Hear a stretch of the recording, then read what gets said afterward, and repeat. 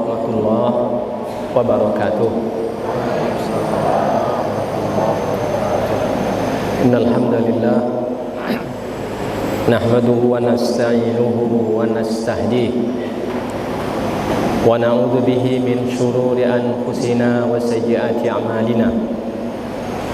May yahdihillahu fala mudilla lahu wa may yudlil fala hadiya lahu.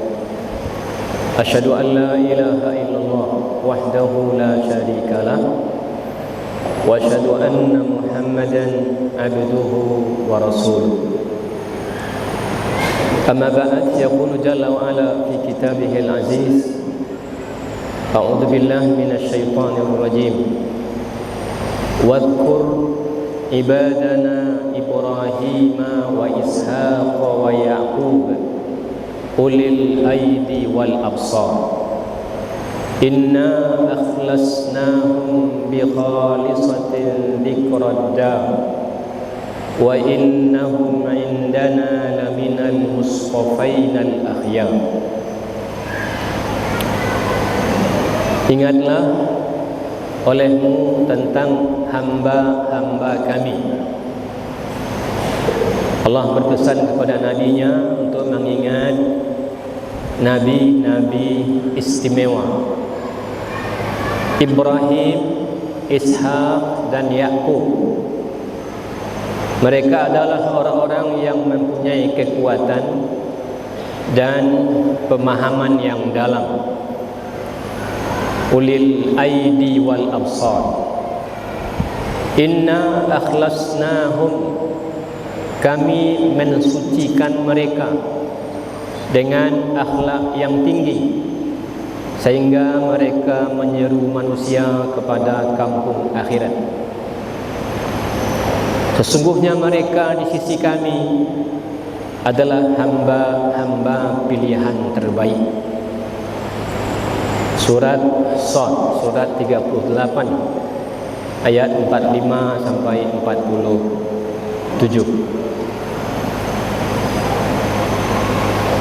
Pengurus yayasan yang kita muliakan, dari ketua, taris, bendahara, anggota pleno, stakam dan kawan-kawan, pimpinan perguruan, Ustaz Aslam dan kawan-kawan, Ustaz dan Ustazah, para waka dan kepala, dan Ustaz-Ustazah yang berkesempatan hadir di siang hari ini.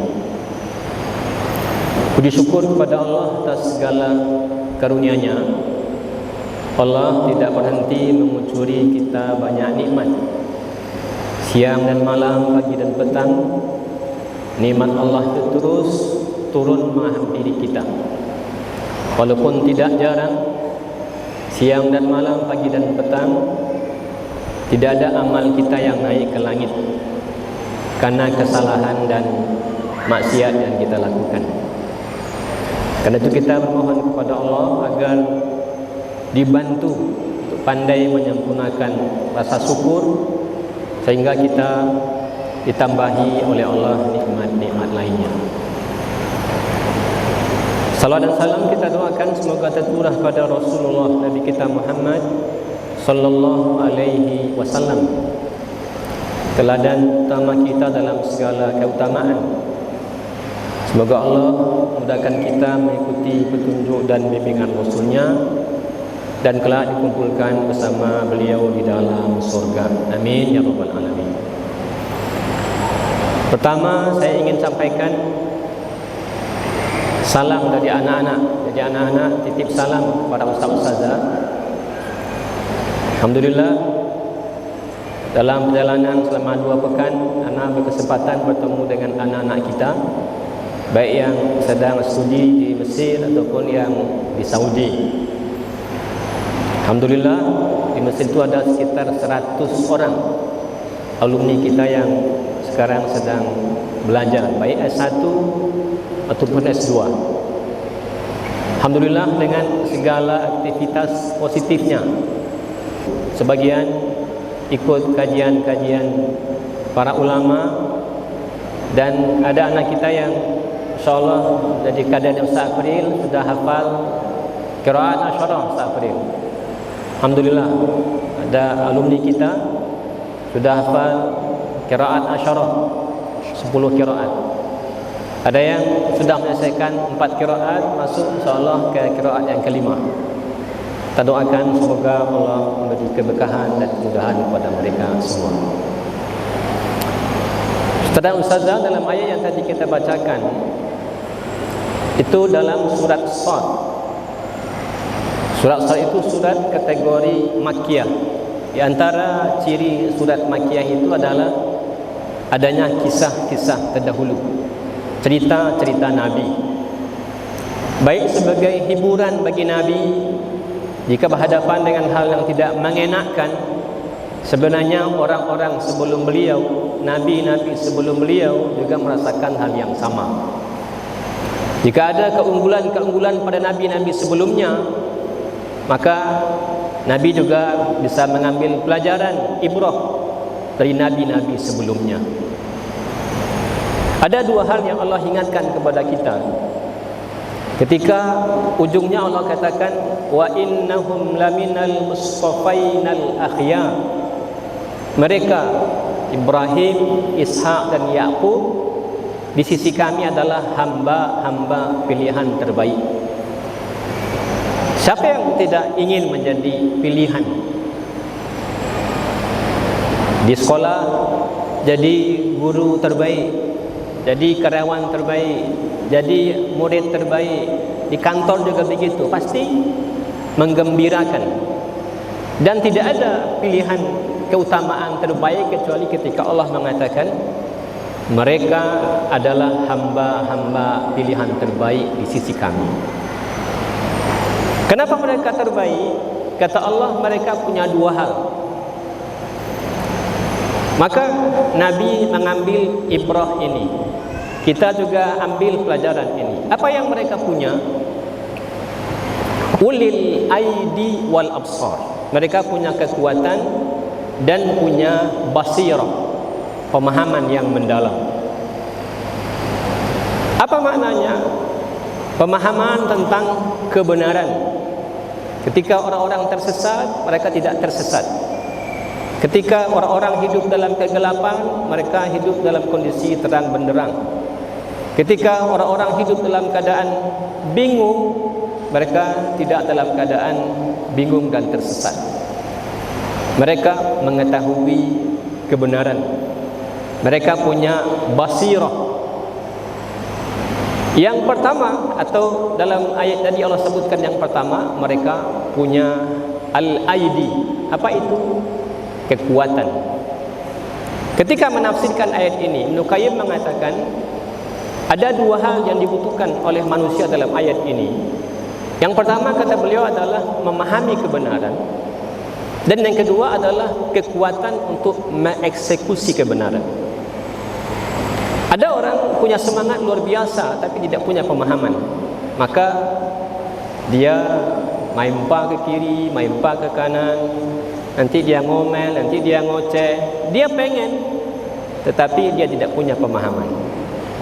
Ada orang punya pemahaman tapi tidak punya keberanian.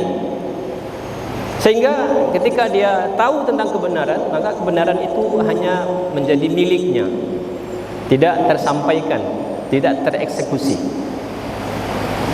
Karena itulah Nabi kita kemudian berlindung kepada Allah dari 2 hal. Ini hadisnya 8 hal, tapi dalam ayat ini, dalam hadis ini ambil 1 penggal saja. Allahumma inni a'udzubika minal ajzi wal kasal. Ya Allah, aku berlindung kepadamu dari 2 hal. Apa itu? Al-ajaz. Ajaz itu lemah, tak berdaya. Tidak ada kekuatan, enggak ada kemampuan. Wal kasal, malas. Malas itu karena tidak ada iradah, tidak ada pemahaman, tidak ada keinginan. Sehingga orang-orang yang punya pemahaman, yang punya basirah pasti berawal dari adanya keinginan untuk belajar, untuk memahami, bersungguh-sungguh. Maka sedang ustazah, ketika Allah memuji nabi-nabi ini dengan ulil aidi wal absar, satu sisi sebenarnya kita karena sudah selain belajar formal di sekolah, lalu kita kuliah, lalu kita ada majlis-majlis, kita ada kajian-kajian. Dari sisi basirah sebenarnya kita punya banyak sekali yang orang lain mungkin enggak punya. Mungkin setelah kuliah terus belajar di halaqah-halaqahnya, di majlis-majlisnya mungkin 10 tahun dan 20 tahun, mungkin dia sudah 30 tahun. Betapa banyak sebenarnya kita punya pemahaman terhadap kebenaran, tapi tidak sebanyak yang kita pahami yang bisa kita amalkan. Tidak sebanyak yang kita sadari lalu kemudian kita bisa mengamalkan. Makanya Ibnu Qayyim juga mengatakan rahimahullah, itu berhubungan dengan kondisi hati kita semua. Karena Allah Subhanahu wa taala ketika membicarakan tentang keunggulan manusia, Allah selalu menyebutkan dia punya iman dan dia beramal soleh. Dia beriman dan dia beramal soleh. Jika basirah itu lahirnya adalah penambahan keimanan, pemahaman yang dalam, penambahan kesadaran kita kepada keimanan dan segala macamnya, lalu harus diikuti dengan apa? Mengeksekusi kebenaran, menyampaikan kebenaran. Katakanlah ayat-ayat Quran yang kita hafal, hadis-hadis Nabi yang kita hafal, yang sebenarnya hadis-hadis yang mungkin sudah sederhana tapi kita tidak mampu mengeksekusinya. Bagaimana kita paham bahwa bersih itu penting, ya, bahwa orang-orang bersih itu Allah sukai, innallaha yuhibbut tawwabina wa yuhibbul mutatahhirin. Atau syiar kita an-nadhafatu minal iman.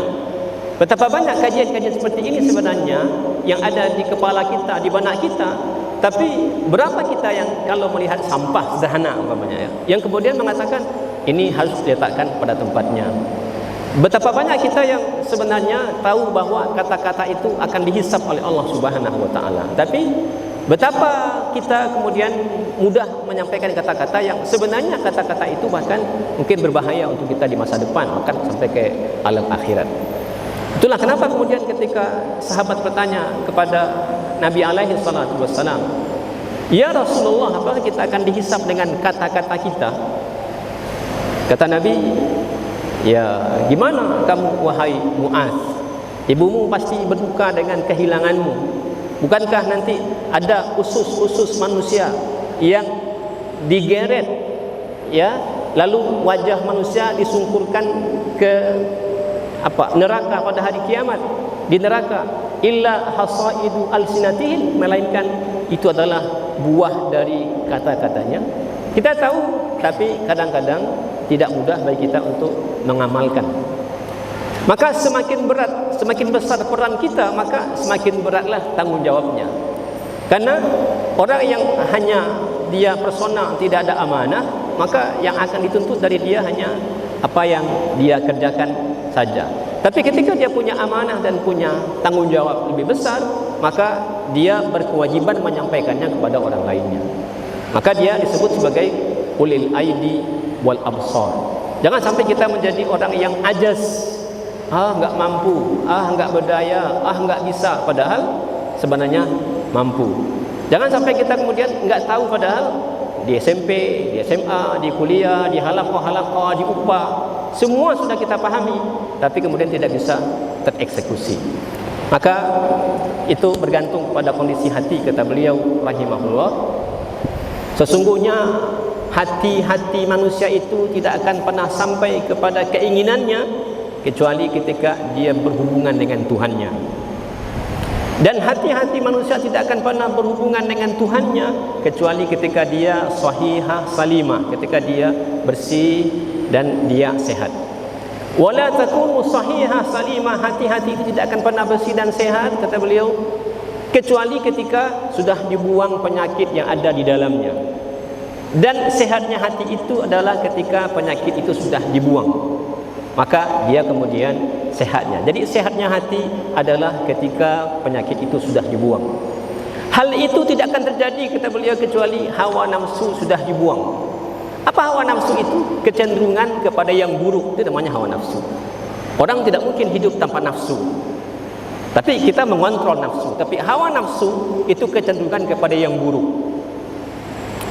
Maka tidak mungkin hati itu menjadi sehat, menjadi bersih kecuali ketika penyakitnya sudah dibuang. Dan ketika penyakit dibuang maka dia sehat. Tidak akan pernah sehat hati itu, kata beliau, ketika sudah disingkirkan darinya hawa nafsu itu. Makanya ketika Allah mengatakan fa amma man khafa maqama rabbih wa nahan nafsa 'anil hawa, kata beliau, orang-orang yang memuliakan kedudukan Tuhannya dan mengendalikan hawa nafsunya, fa innal jannata hiyal ma'wa, maka surgalah tempat tinggalnya. Kata beliau, jangan kamu kira bahwa orang-orang yang menahan hawa nafsu itu surganya nanti di akhirat saja. Enggak, sekarang pun dia bisa merasakannya.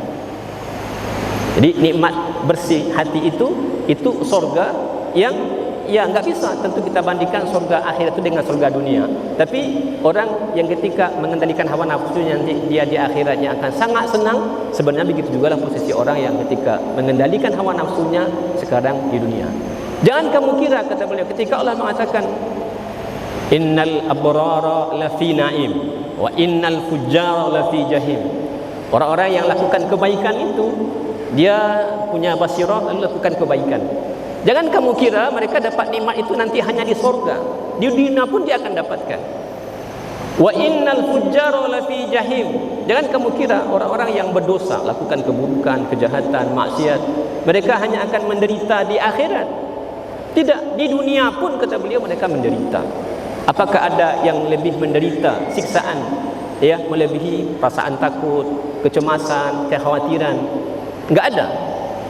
Makanya kata beliau, tidak mungkin kita ini bisa sampai kepada Allah kecuali kalau hati kita ini bersih. Dan tidak mungkin kecuali ketika dia dibuang penyakitnya. Penyakitnya itu adalah hawa nafsu. Maka sehatnya adalah dengan mengendalikan hawa nafsu. Maka ingatlah dua pesan tadi dari Al-Quran, ya, bahawa orang memilih atau dipilih oleh Allah seperti Nabi-Nabi yang tadi itu karena pemahamannya, alhamdulillah kita punya modal. Lalu kemudian karena mereka punya kekuatan, kita tidak ada halangan untuk melakukan kebaikan. Allahu a'lam. Assalamualaikum warahmatullahi wabarakatuh.